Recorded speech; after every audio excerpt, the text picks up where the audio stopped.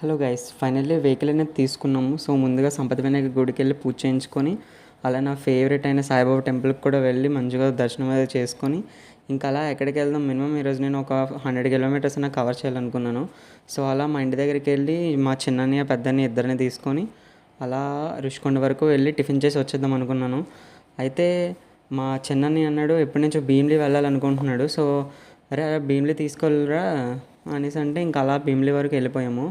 వెళ్ళి టిఫిన్ చేసి వచ్చేద్దాం అనుకున్నాం, కానీ ప్రామిస్గా ఒక్క దగ్గర కూడా మేము టిఫిన్ తినలేదు. ఇంకా అలా వెళ్ళిన తోవలో ఇలా కోవా బండ్లు కనిపించినాయి, అవి చాలా ఇష్టము.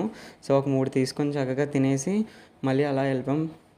ఇంకా అలా స్టార్ట్ అయ్యి ఎలాగా వెళ్ళాం కదా భీమిలిని, తగరపాల్సి అమ్మ వాళ్ళ ఇంటికి వెళ్ళి ఆ అమ్మకి బండి చూపించేసి అక్కడ కూడా పలకరించుకొని అలా వచ్చాం. ఇంకా అలా మొత్తం జూ పార్క్, తెనేటి పార్క్ అన్నీ కూడా కవర్ చేసుకుని వెళ్ళాము. ఇంకా అలా ఫస్ట్ డే మాత్రం చాలా చాలా రోజుల తర్వాత ఇవన్నీ తిరిగేసి ఫైనల్లీ ఇంటికి వచ్చి మళ్ళీ మా ఇంటి దగ్గర టిఫిన్ తినేసాం.